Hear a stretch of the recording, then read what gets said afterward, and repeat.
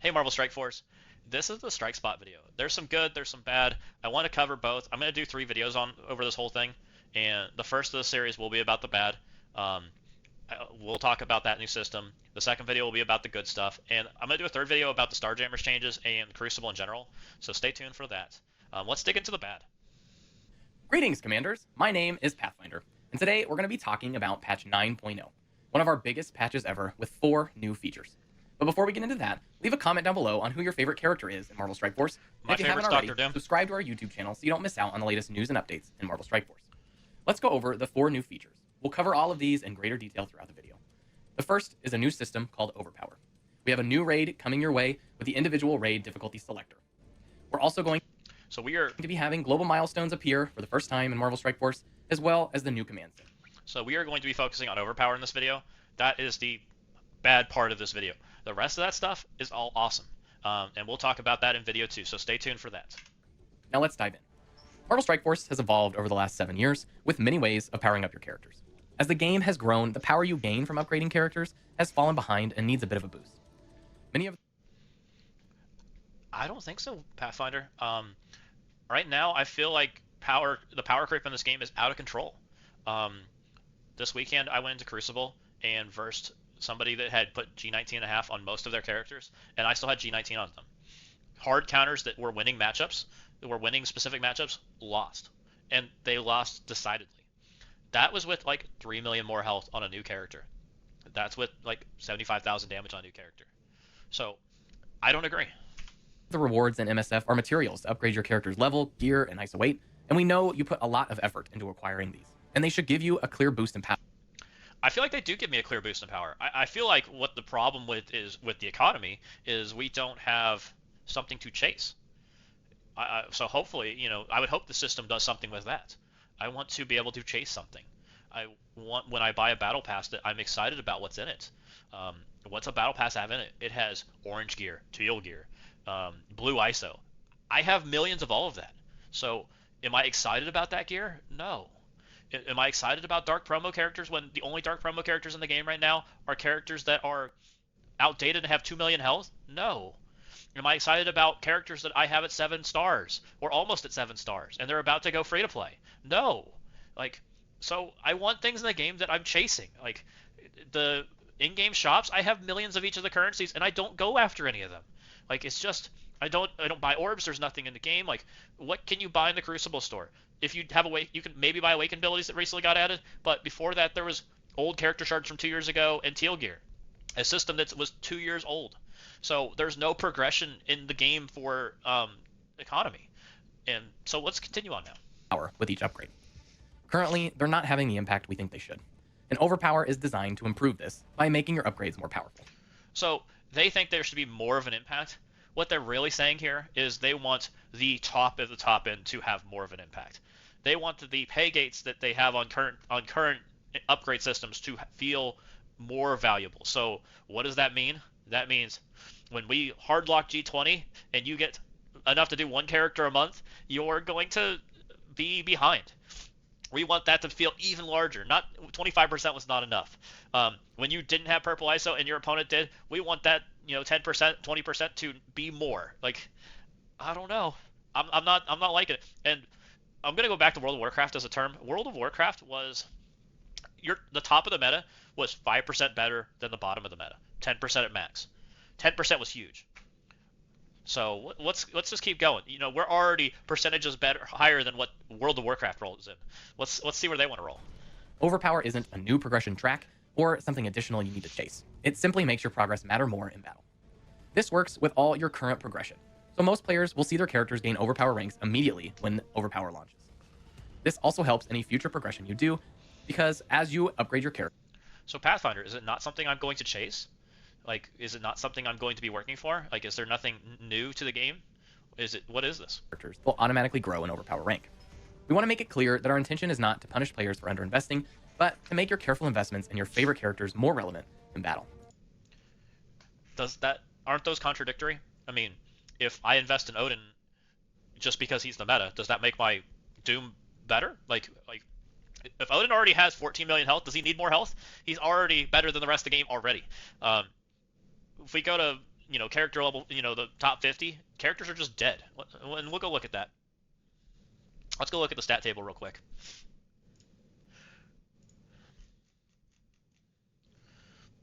Odin, if I invest in him, he already is getting the best stats in the game. If I go down here, characters now have 2 million health. We now have Nakia at 60 with 2 million health. We have Photon. Like, I feel like when, Odin gets 20% damage from going up a gear tier, he already feels insane. All right, let's go back. So let's take a look at how Overpower works. Overpower assigns an Overpower rank to each of your characters based on their progression. You'll gain Overpower ranks for gear, ISO weight, and character level. The Overpower bonuses are based on the difference between the attacker's Overpower rank and their target. If they are 1 Overpower rank apart, they get a small bonus. As the difference in Overpower ranks increase, the bonus gets bigger and more powerful. Hold up. We need to go back. So, 50% is 1 rank.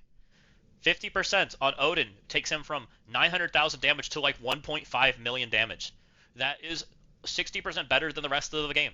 Not including the fact that we have a gear tier in there. If you have a G20 Odin, you have like 1.1 million damage. And my G19 Odin has like 800,000 damage. Do you know how, like, the difference between a 2 red Odin and a 7 red Odin was insane. And we all saw that. The difference, now you're going to add this system on top of it. It just makes the top of the top unkillable. And 50% damage, let's go watch a matchup of my G19.5 real quick. Let's see how that did, because I'll show you that hard counter right now. We go into Cosmic Crucible, and this was my round 2. I versed this opponent, and he had 19.5 on his Orcus. His Orcus was 6.7 million. No, this isn't the right matchup. It was this one. I apologize. So I went into this Orcus. It was 7.2. So just to give you perspective, this Orcus I took Night Stalkers into at 7.2 and lost. The round after that, I took Orcus in the same room, and this was 6.7 versus 5.4. I got a win and didn't lose a character. At 7.2, this team didn't work. They won. Let's watch it.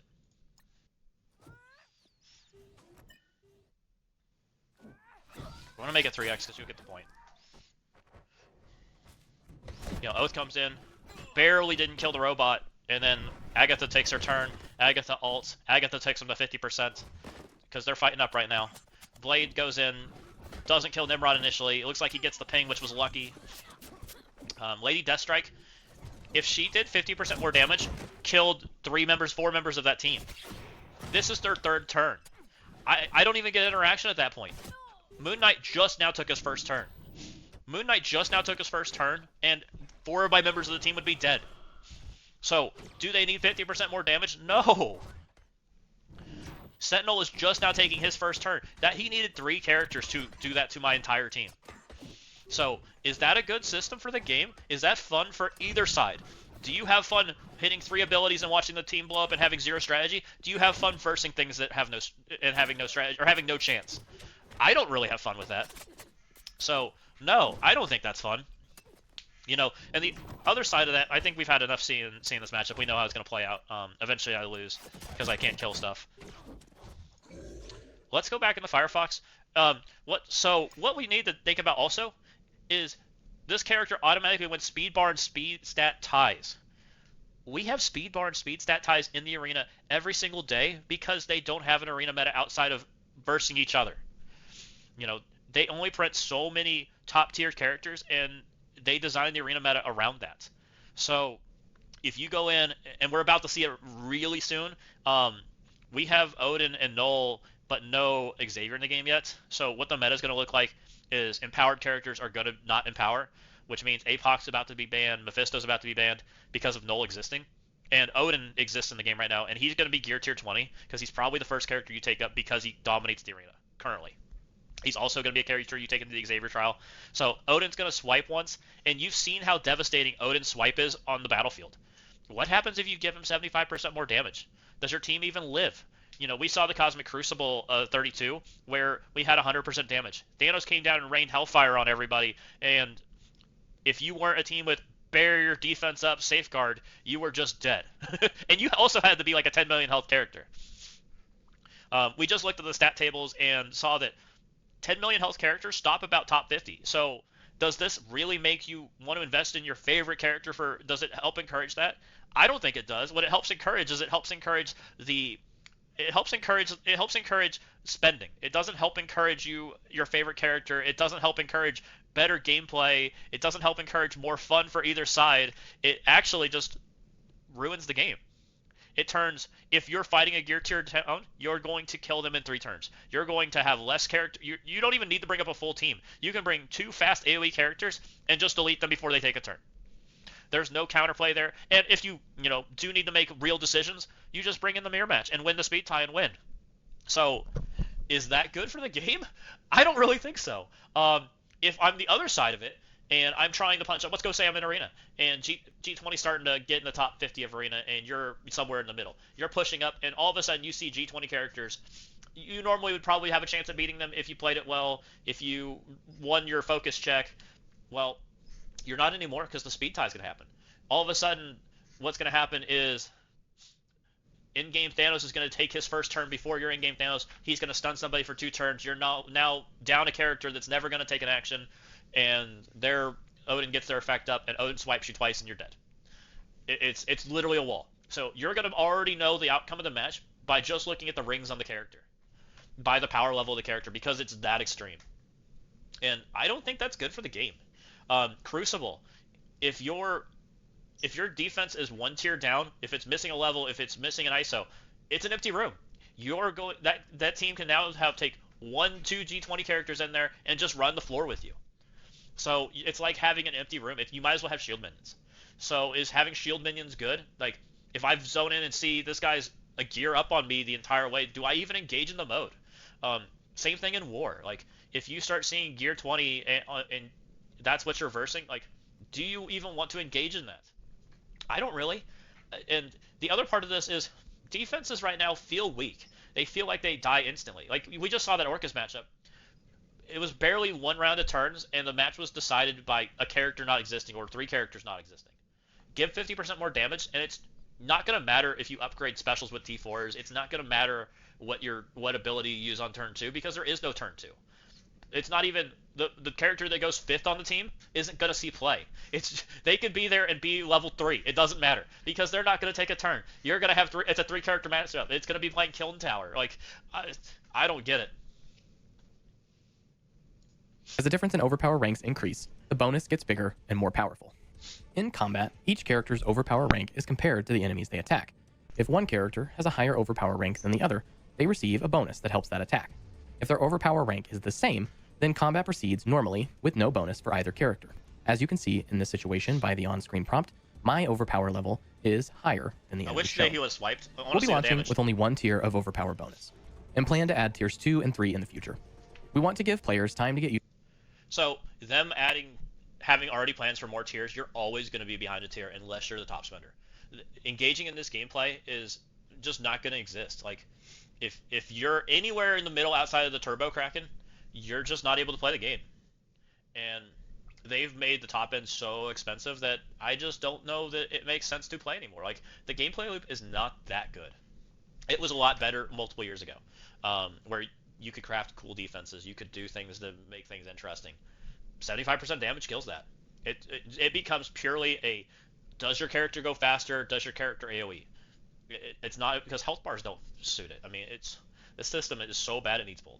Used to the system before adding the larger bonuses.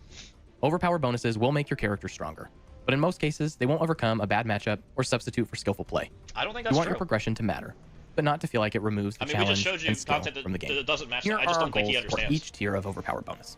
Tier 1 bonus will be a small but meaningful boost to a character's power. This is what you'll see when one character is at maximum progression and is fighting a character that's behind in one area. This is a pretty common situation, so it shouldn't be a giant bonus. But it should feel good if you've just upgraded your character to level 105 and are still fighting a character that's level 100, for example. The tier 1 bonus will give 50% damage, 50% focus, and automatically win speed bar, speed stat ties. Tier 2 bonuses will be a bigger bonus. We're just going to stop it there because tier 2 and 3 don't matter. They're not in the game. So stay tuned for part 2 that we'll be talking about the good things. I'm excited to see what the reaction is to this. I'm hoping it's so bad that they pull it.